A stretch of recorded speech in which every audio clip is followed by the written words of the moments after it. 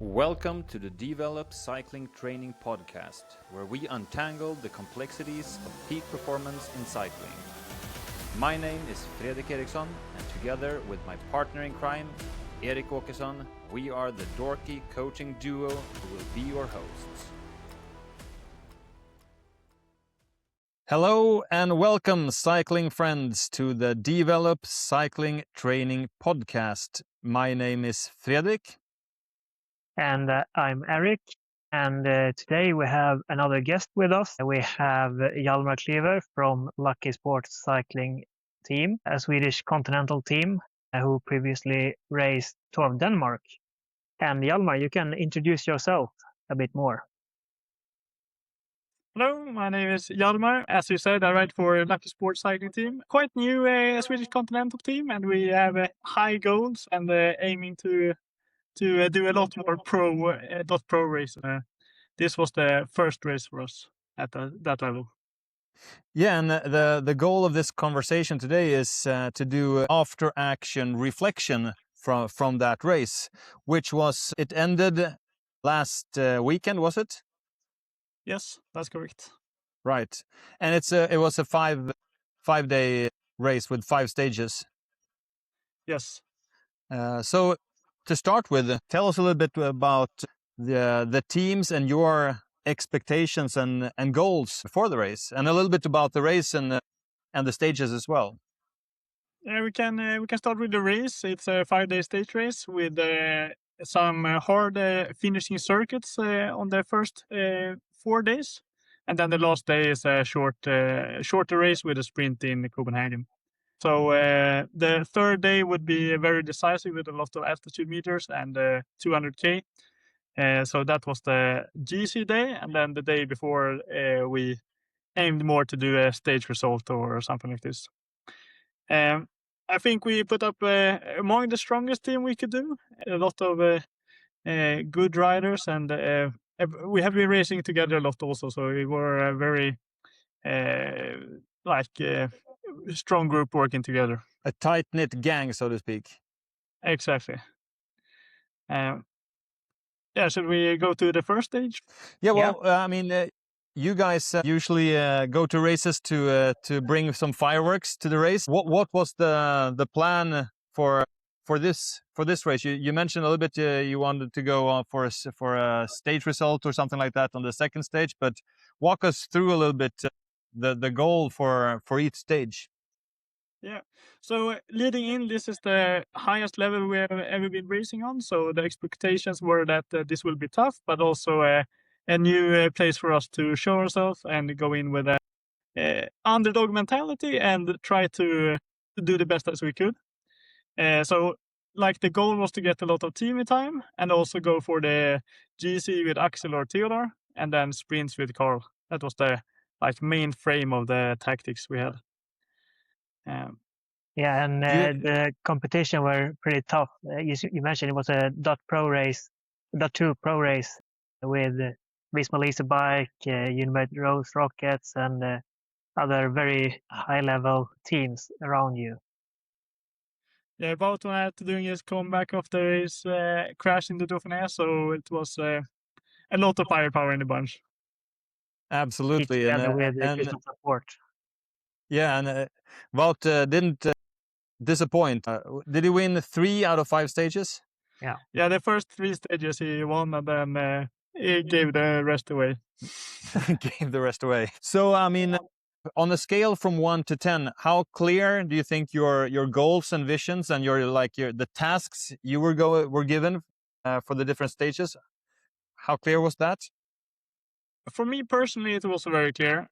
I was there to help support our main riders, but also to be active in the beginning of the race and try to go in the breakaways. For me and the ability I have, the GC would be too tough and the sprints too tough as well. So it was trying to get as much exposure as possible, but also help the team to get a good result as possible.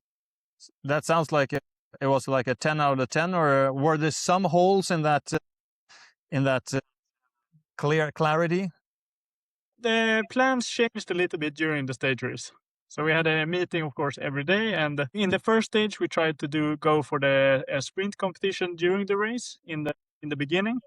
And then we had the roles of trying to do a lead out there. And then the second stage was more of a trying to get in the break. So it varied a little bit, but it was very clear also what the expectations from the team were.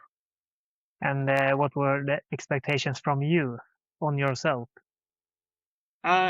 It was a new experience racing at this level, and you know that the World Tour guys have a lot of power in the legs. So I was a bit excited to see how fast they go, and I was prepared to suffer, of course. But I was also looking forward to getting away in the breaks and hopefully doing a good stage.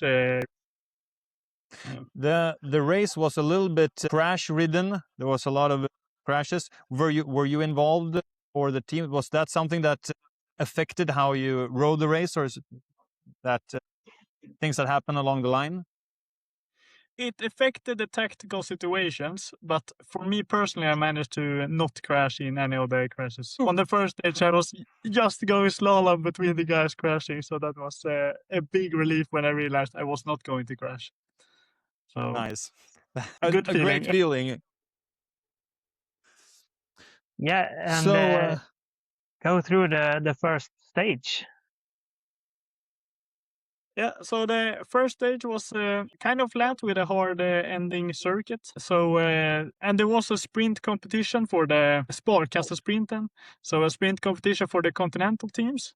So this was something we wanted to make an impression directly onto the race. So we tried to be in the breakaway in the beginning, but the bunch was very hectic and a lot of wind that day, so there was a high speed. So then we made a full lead out for this first sprint. I was third first lead out, and then I had Gustav and the sprinter Carl on my wheel. But then we managed to pull for this sprint and also do a kind of reverse sprint lead out where we managed to get Frank to get the gap into the sprint, and then Theodor sprinting for second place. So we took a 1-2 at that sprint. But then personally, I was a bit tired, so we missed the break going later. But in the end, we managed to, on stage position, win the sprint competition that day. So that was a big plus. And then also, the wind made it very fast in the bunch at times. So the breakaway had a really short leash and was eventually caught quite early. Approximately there was when the big crash in the bunch was. So maybe on, I don't really know, but in the top 30, there was someone who crashed. It was very hectic and a lot of wind coming from different directions. And that really split up the race. And a lot of people crashing. And I managed to not be in the first group, but in the second bridging group up to this, in this part of the race. We thought actually that this race would be neutralized because of the amount of people crashing, but this was not the case, and the race went on. But there was not enough speed in the group in front, so eventually everything came back, and we came to the finishing circuit, which was a quite short circuit with a big climb in it, or a very steep climb. So my role in this end of the first stage was to give Axel a lead out as good as possible into this climb, and then just take me to the finish. So it was quite a hectic lead into the circuit, and I positioned Axel as far forward as possible, and then fell through the groups and made it into the finish. So it was quite an eventful day, but a chill ending since I didn't finish in the first group, so I could take it a bit relaxed in the end. That sounds like a tough start to the week. So how was second stage? I personally was a bit disappointed that we didn't manage to get in the break on the first stage.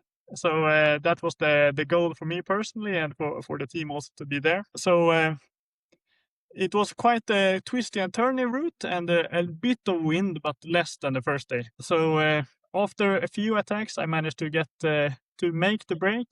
And eventually we became, I think we were 7 riders. And then we got quite a big leash and managed to just go around. But I quite soon realized that this is not the winning legs I have. It's trying to survive in the break legs. But we got a big time gap, more than 4 minutes. So then we really tried to slow the pace in the break to have as much energy as possible to put on the gas in the end. But the team also, through the radios, decided that I should not go for the sprints, like the mountain sprints or sprint competition, just to try to save as much as possible for the final laps and maybe be able to stay away and make a good stage result.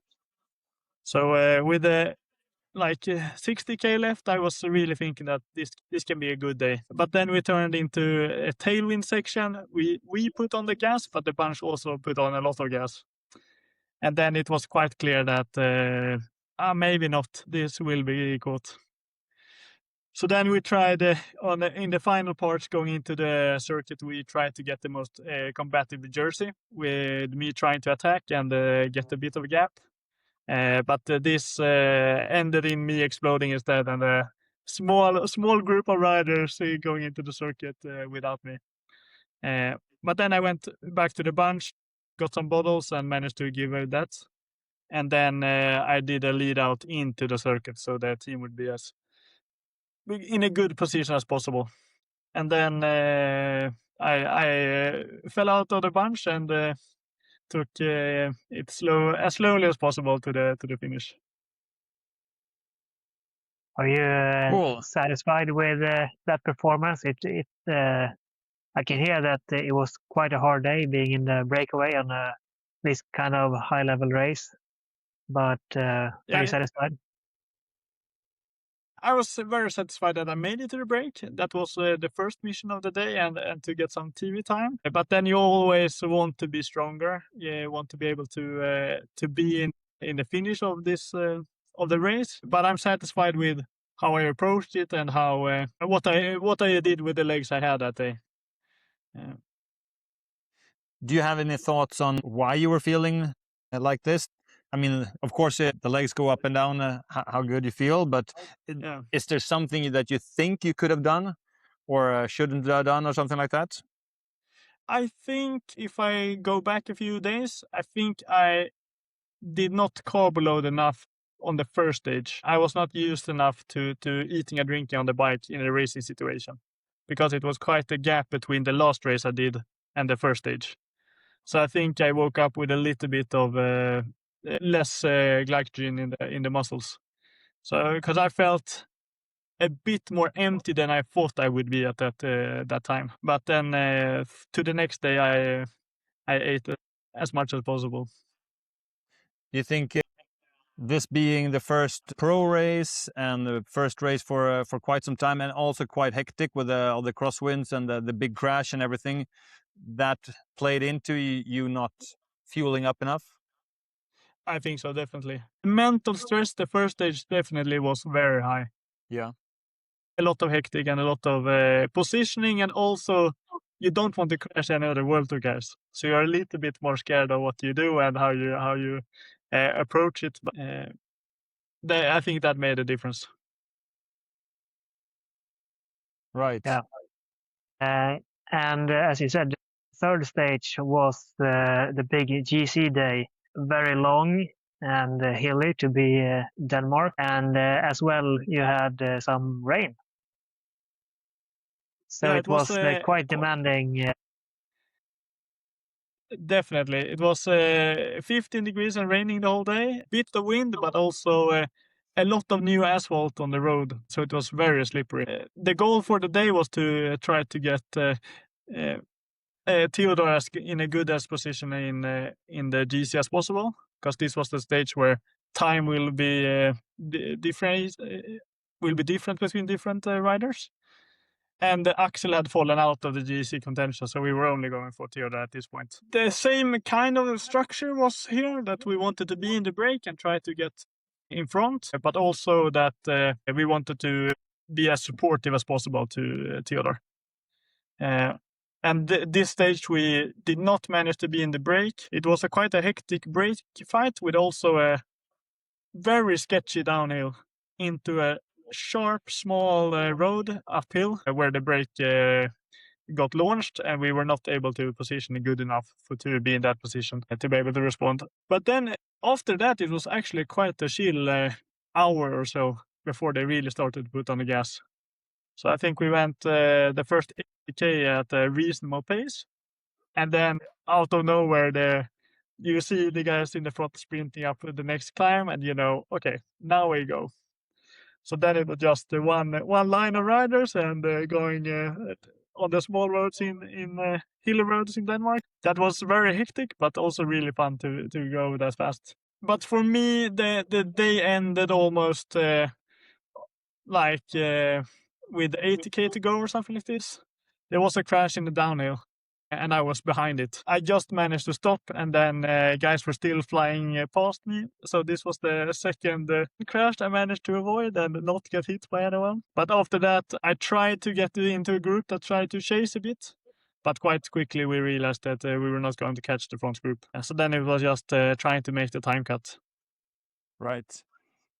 You said it's something that you missed. You guys missed the break due to positioning, because was it a downhill and then a sharp uphill, and that's where the brake was launched.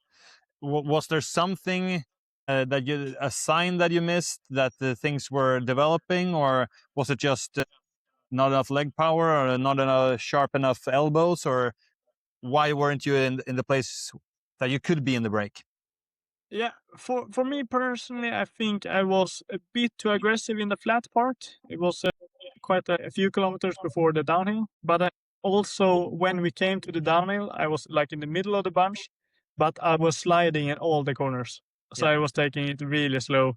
And I think the priority also for me was not to crash, to stay on the wheels, and then that was more important than being in the front. And I think the brake was quite a good position for guys to climb the GC because they were caught quite late. So that would have been an option maybe for our GC riders. But for me personally, I think it would have been a tough day also in the brake. Yeah, that stage is brutal. Like you said, it's Denmark is flat, but that part of Denmark isn't particularly flat. It's going. I mean, I don't know. I can't remember if the highest mountain is like 176 meters above sea level, but it's the roads there is from sea level to 150 all the time. So it is a tough stage, and especially the finishing circuit as well, with that steep climb in town as well.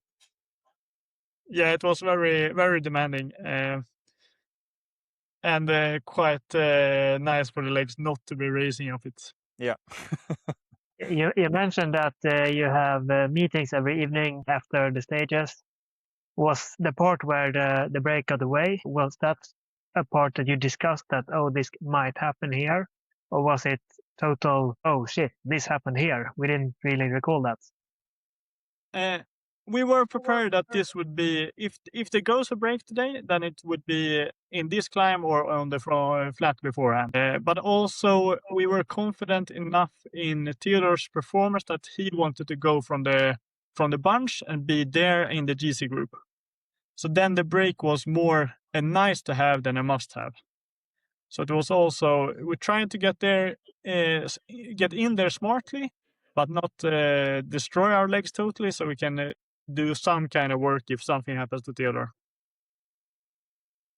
Yeah. So you being active, trying to get away in the flat part before, was like a decision you made beforehand, and you knew that the downhill, it was slippery, you didn't want to risk anything there, and positioning. So it was a kind of you knew you were gonna miss the break if it went in that particular place, at least you personally. Yeah, I think we needed to, if the break was the main goal, we needed to be more aggressive with more riders in this part of the race.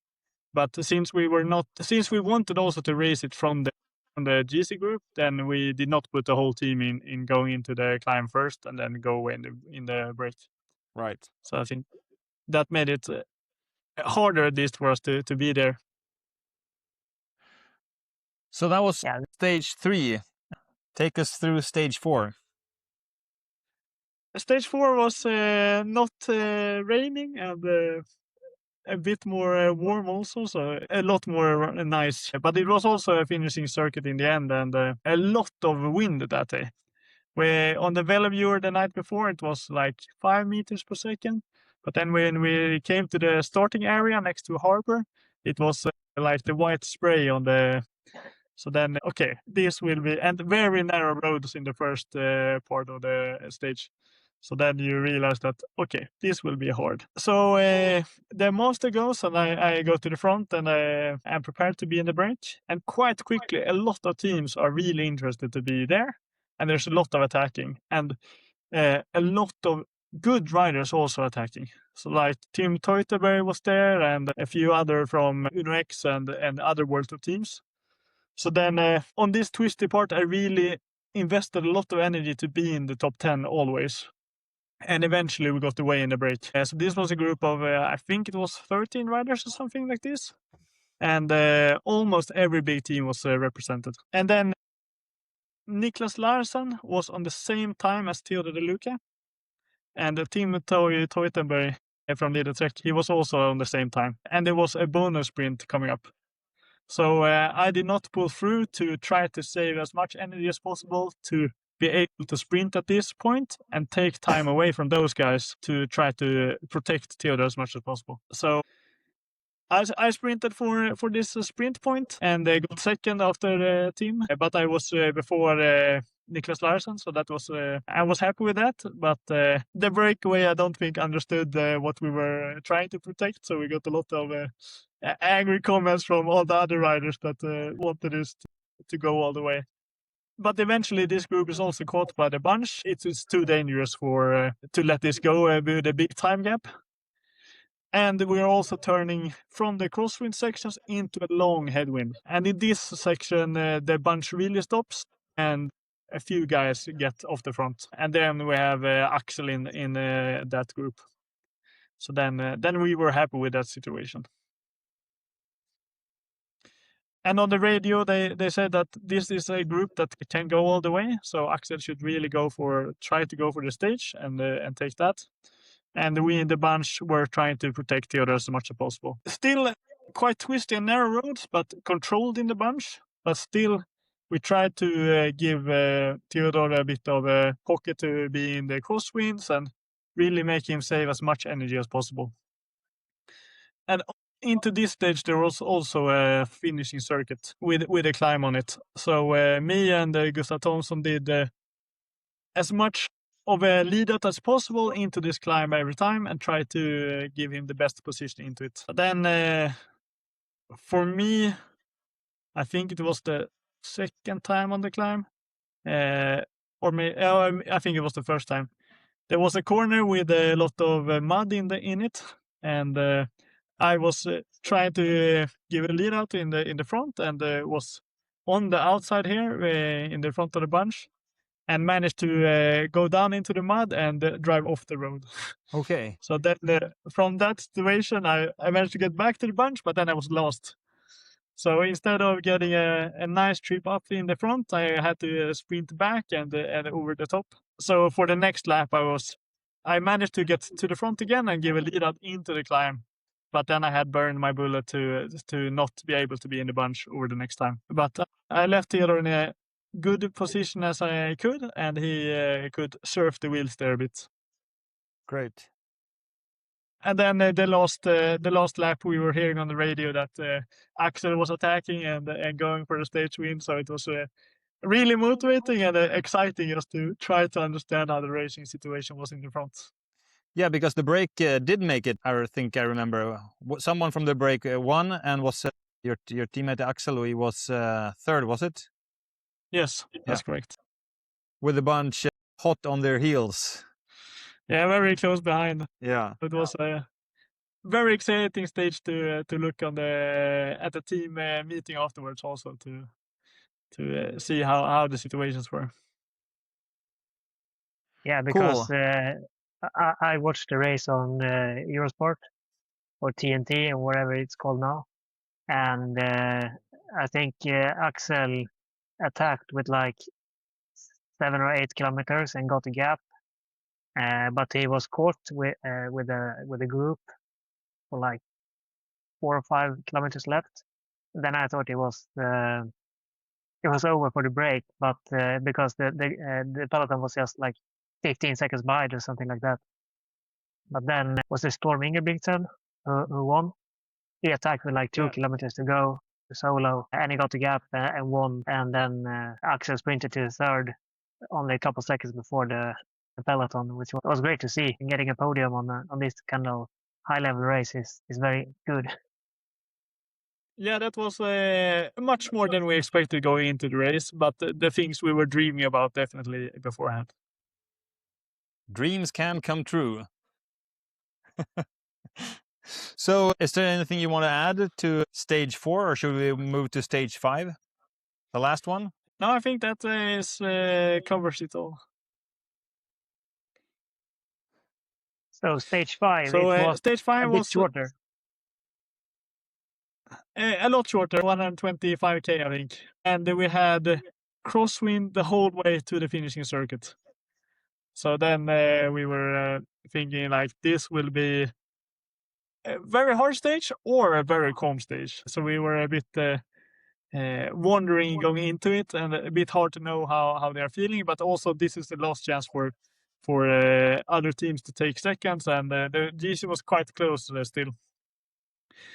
But on this stage, Theodore actually managed to get away in a big bunch, in a big group of maybe 20-something riders. So it was perfect for us, because then he could sprint for the bonus seconds against Niklas Larsson and the other guys who were there.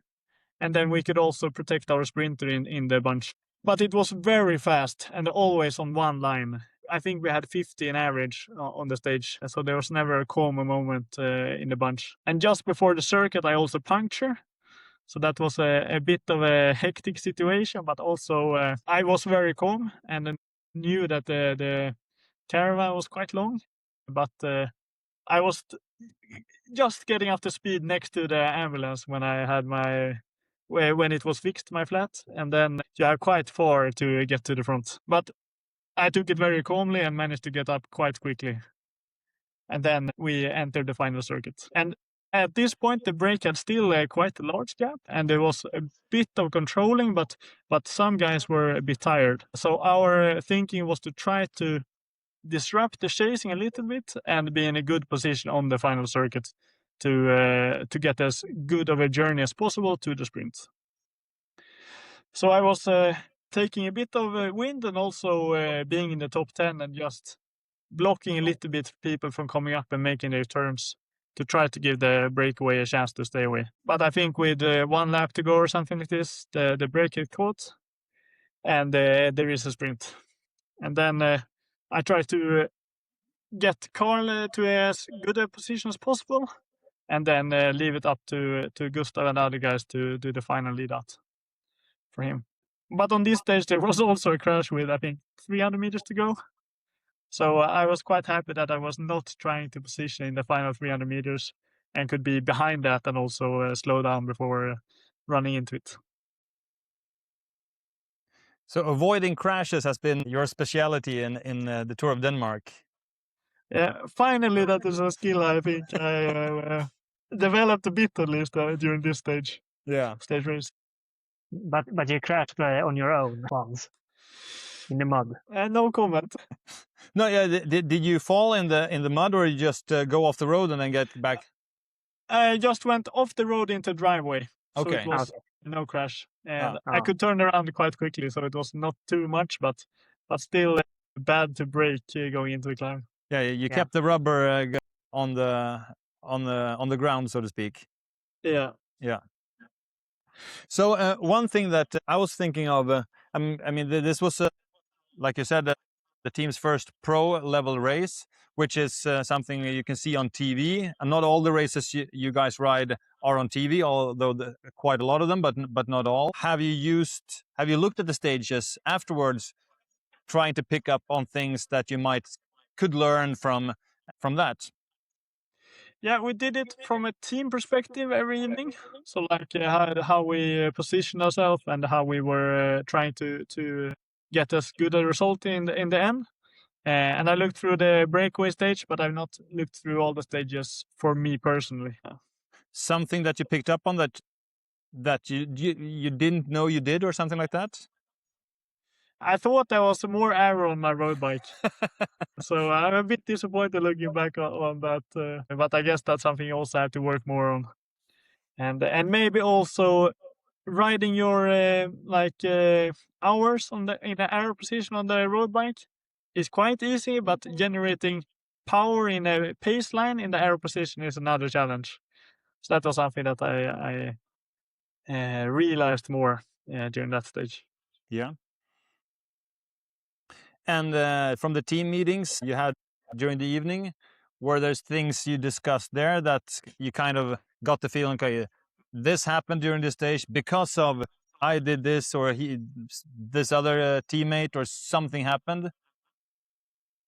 First of all, I think the team, the things we could see on the team meeting was that we were really working as a team. On the stage where Axel was third, we were the only conti team doing a lead up next to the World Tour guys, trying to get together in a good as position into the climbs.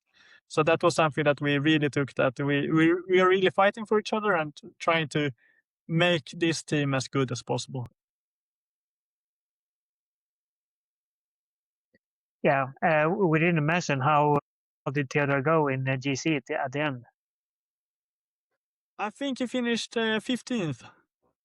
So that was a good performance, but sadly we were not the best conti team. But we'll have to work on that for next year. Yeah, or the next pro race. Exactly. So are there things that you take from this race? I mean, things that you think you should continue doing, things that you might want to stop doing that is not serving you, or things that you should start doing? I think something that became apparent that it was important was to really do stage previews, like walk the whole course with VELO-Viewer. Also, these very technical days that you have at least an idea of how the course is and the climbs are. So that was something I did a lot beforehand, and it was nice to know how the finishing climbs were and the circuits. So that was very good. I think I was racing with only speed and time and the distance on my Garmin. And I also think this gave me a lot of extra brain power to focus on the race. Because I felt that like this race, I was able to think more about the situations and where we were and how we were going to make the performance as good as possible, both for me or for the team. And that is compared to beforehand, you have had power and have been looking at power during races? Yeah, I had some kind of average power and normalized and current power. And I think that is totally not relevant. Maybe in the breakaway it would have been important to measure the effort, maybe. That's also maybe why, maybe that's the reason why I was feeling more tired, because I was going a little bit too hard, maybe. But in the road races, I think it doesn't matter what power you do.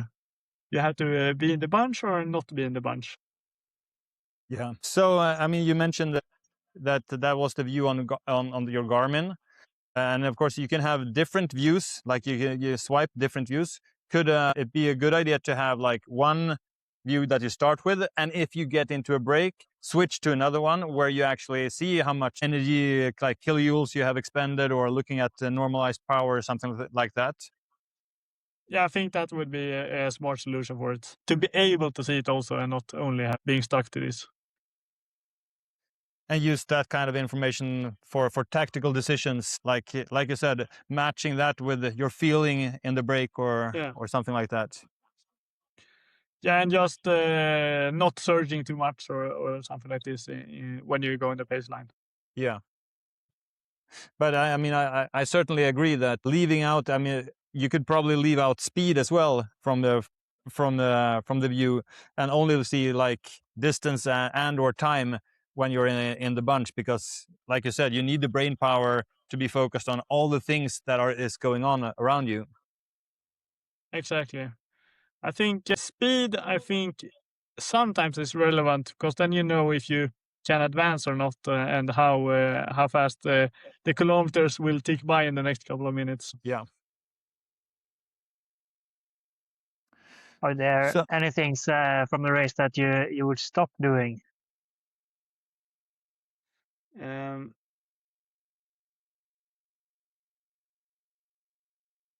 Maybe stop Good being behind question. crashes and be in front of the crashes instead. That's a good answer. I think, stop crashing is a good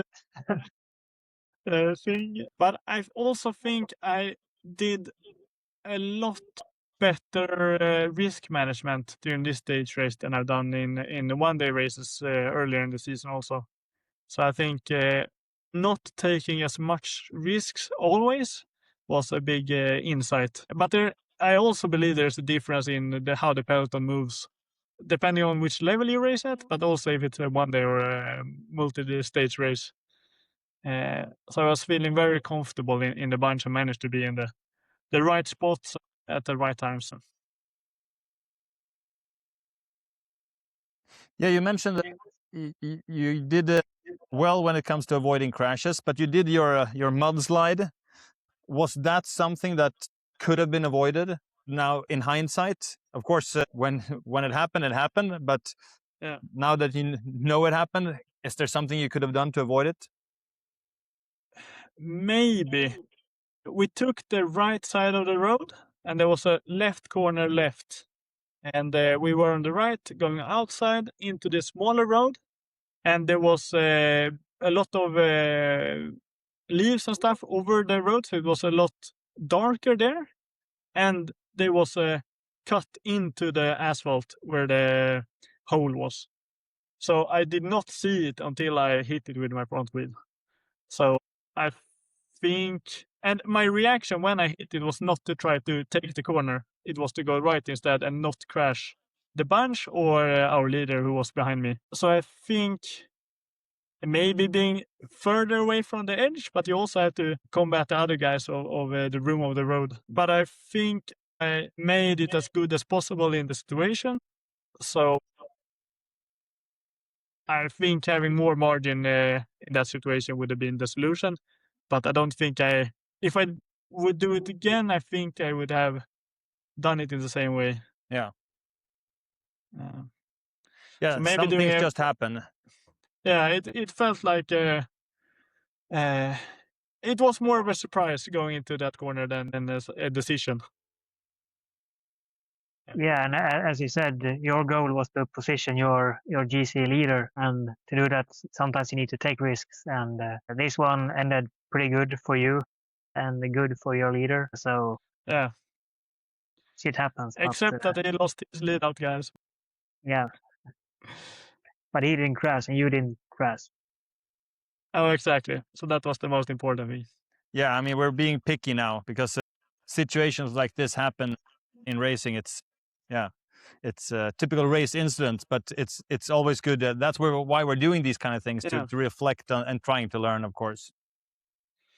But I was really proud of how the next 10 minutes worked out, because then I was really committed to get back to the bunch.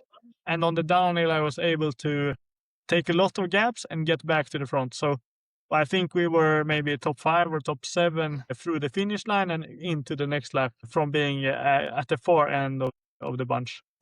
So I know that I'm quite good at positioning, and when I'm committed to it, it flows quite well. So this was, I was happy with that.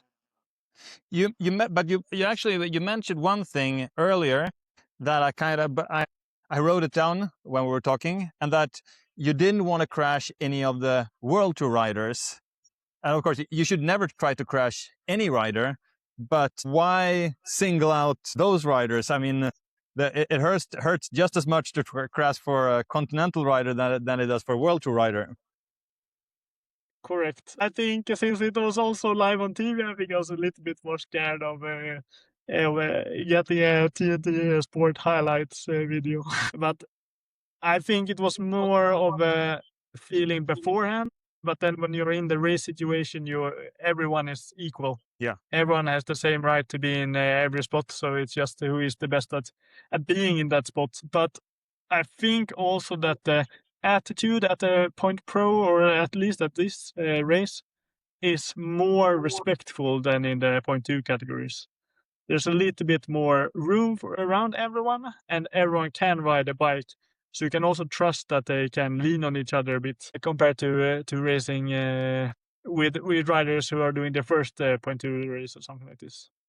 Yeah, I mean, everybody who is riding for a World Tour team, that's riding bikes is their job, and they want to have a good work environment as possible, of course. That being said, nobody, of course, doesn't give room in a unnecessary, because positioning is so important. But yeah, you have to, like you said, with the risk management, this is a part of that, trying to see, I mean, what is worth taking the risk and what is not worth taking a risk.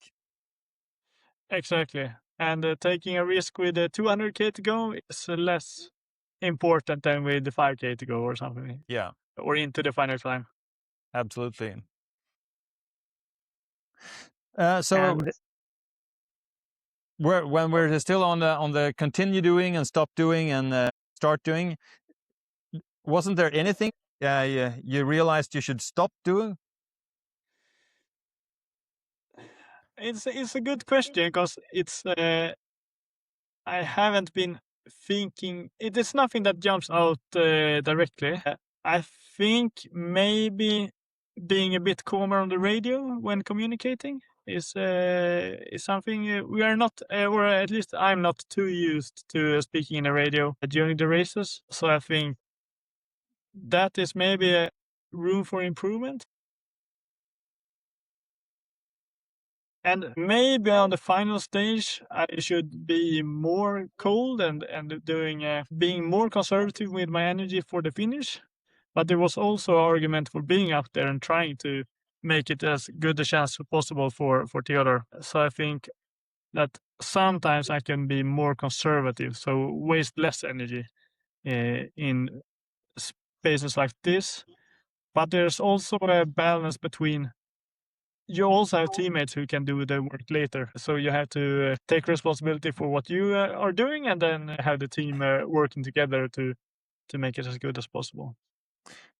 Doing too much work is, of course, a classical mistake in road cycling. Of course, you have to do work as well, and there are plenty of great riders who are not afraid of being out in the wind, so to speak. Did you look at when you looked at your breakaway stage, where you got shot out of the breakaway eventually?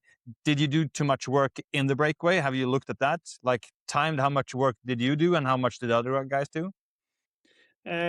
I've not timed it, but I made it a mission during the race to do the least amount of work. Right. I was calling for ice from the car a lot, and the bottles and stuff. So I think I did the fewest amount of pulls, and still didn't have the legs in the end. Yeah. I don't know if I was surging more than the other riders. On the footage, I think I'm rolling through quite smoothly. So I think at that stage it was just that I needed more energy in the body. Yeah. It was stage one that was biting you in the ass, so to speak. Yeah. Yeah. And I think I was too stressed going into that stage, or it was very hectic. So I think maybe I needed some more racing in the week leading up or something like this to get back into the mindset. Yeah. And also to be able to eat, as we discussed earlier, enough, and think about that as well. You mentioned before that during the race you were pretty calm and comfortable with the peloton being World Tour guys, but as you said, there were some mental load and mental stress after the first stage, and maybe before the first stage, knowing you got into this high-level race for the first time. I think that the pressure and stress from outside the race were bigger than during the race for the first few days, that lead you into not eating enough carbs. Yeah, I think that can be true as well. We also had a documentary team following us, so it was a bit more stressful off the bike also than what I'm used to. Yeah, and well, this was your first pro race, and you are going to do more of these kind of races in the future. What are you gonna start doing then that you maybe didn't do now? I will, of course, continue to be as prepared as possible with the routes, with the maps, and go through that. I also think that I will try to be more focused on eating, at least on the first stage, and make sure that I'm really prepared for the first couple of days. I think I will try to be more conservative with the positioning and try to define more together with the team where decisive points are and when we need to be in the front. Sometimes I think I was stressing or not, or like positioning myself in the first part of the race where I didn't need to be in the first part of the race. And when Wout are just chilling at the back, then you know that you can be there as well. But when he moves up, then you also need to be in the front. So I think that is something I need to continue to develop a sense of when it's important to be where. But being in the front, if it doesn't cost too much energy, then it's always good, I think. I have a better view of the race situations and what is happening. And also statistically, less chance of being in a crash or getting caught behind a crash with fewer riders before you. Exactly. So I think this is something I have to reflect a bit more on and try to be as smart as possible. And one thing you said a little bit, prioritizing or something like that, your efforts. Have you tried like really doing a classical 80-20 analysis? Like, okay, we want to go for, say, we want to be in the breakaway in the first third of the race. We think it's going to go somewhere there.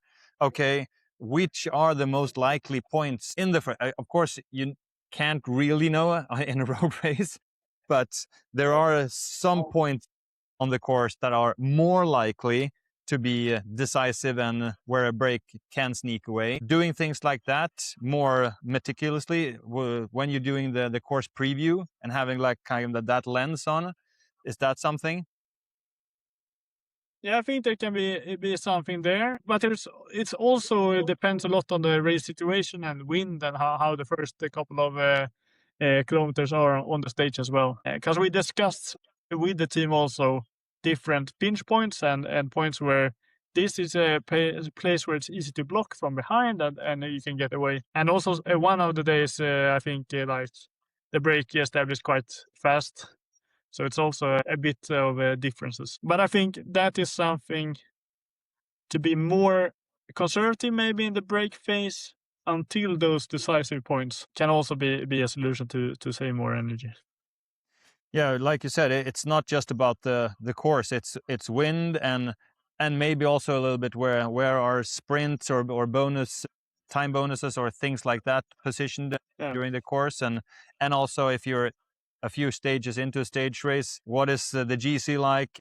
Has a rider that should be going for the GC popped out of the GC contention and it's probably going for stage wins and things like that. Yeah, and also responding to which teams are attacking and defending. I don't remember which stage it was. I think maybe it was the last stage. A lot of Visma guys were jumping in the brakes, and the Wout was even shutting down a few brakes himself. And then you realize, okay, you have to be conservative until they are not doing this anymore, and then we can get away. Yeah. Yeah, and those are the kind of experience that you just gain from doing more and more races at higher level and getting to know these riders. I mean, you know a lot of the riders from the Scandinavia that are on the 0.2 races and 0.1 races maybe, and now you got to learn a little bit about the personalities of the riders who are in these kind of races as well. Yeah, not just seeing them on TV and now actually racing against them. So Yeah. that was a really cool experience in itself. Yeah, I can imagine that. I noted that you said that you didn't look as aero as you thought on your road bike in the breakaway. How are you going to do something about that? I think I need to implement a bit more intervals in the position. And also, I realized that I was not getting as low as I was doing in training. So I was thinking that maybe I should rise the front a little bit to be able to rest a bit more in an aero position. But I was also a bit scared from watching the tour and the guys getting the yellow cards and almost disqualified for leaning too much on the bars. So I was a bit conservative when the camera also was there to not give them any reason to disqualify me. So that is my thinking, at least. Do you think you can have some kind of cue that you can see on the bike, like a sticker on your stem or something like that, that kind of reminds you in case that it's a case of you forgetting and then getting into a less aero position? Yeah, I think maybe that is a solution, but I also think it's hand position on the bike that leads to where I put my forearm on the handlebar, and that gives the angle for the rest. Because I was looking at it and I was holding quite low in the hood, and then it pushes up my elbows and my shoulders a bit more than when I really lean forward and almost when I get the lowest on the bike. Right. As long as you can lick the stem, you're aero enough. Exactly. So that's No, where all no. the carbs are going from now on. Yeah. Building a Maybe sugar straight tower so from I the can floor. lick it. Yeah. And that was the Tour of Denmark. What's next for you? For me, in the next couple of weeks, I will do a stage race in France, PCA Tour, I think it's called. And then I'm off to the next Point Pro race with Tour of Britain. So that's really exciting. Yeah, that's Once going to again, be a cool experience for sure. Definitely. And a lot of good riders there and the hard courses. So I look forward to try to get in the breaks again and be in as good a shape as possible to help the team to make some good results there as well. Have you already started studying the courses on VeloViewer? I have a lot of steep cobble climbs on the first stage, so that will be really fun and exciting. some pretty bad asphalt as well, isn't it, in Britain? Yes, but I think the biggest problem will be to remember that servicing is on the left, and when we're out training, not to get hit by cars. Yeah. Getting to the start line is the big challenge. Yes, and to the start and from the finish, I think. Yeah.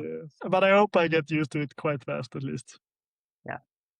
Probably the first stage, and then you start forgetting it when you get tired, and I think you got the hang of it. And you stop on the right side and you don't get the spare wheel, then it's not good. So maybe the sticker you put on your stem should be the Arrow British to the flag, left. Yeah, the exactly. Union Jack. Oh, I'll have to try to find the flag to put on the stem. Yeah. Yeah. Well, do you have anything more you want to add, Hjalmar or Fredrik, in that case? I think we have covered quite a lot, and in the big strokes, I think we covered it all. Yeah, I believe Yeah, so too. I think so. It has been interesting hearing, and the whole process. And a last question: from a scale of 1 to 10, how satisfied are you with your tour of Denmark, your first pro race? I went into it with not really knowing where we were and where the level was, so I'm very pleasantly surprised with my performance, and of course the team. So I think it's at least 8 out of 10. I'm a bit disappointed with my legs on the day when I was in the break, but overall I think we did a good job, and I think I could contribute a lot to the team. So I'm happy. Fantastic. Let's hope that Tour of Britain will be a 9 out of 10 or something like that, and so you keep progressing. Fingers crossed. Yeah. Best of luck for that. Thank you. Yeah, best of luck, and thank you for this conversation. It's been great. Thank you for Thanks listening. for having me. Bye. And that brings us to the end of this episode of the D-VELO-P Cycling Training Podcast. For more training tips and deeper dives into performance, you can follow us on Substack and check out our blog on our webpage as well. You can of course follow us on our social medias, Instagram and LinkedIn, and of course Facebook. And if you got any questions or ideas for future topics of the pod, leave a comment below in this episode. We'd love to hear from you. Thank you for listening, keep pushing forward, and we'll see you next time.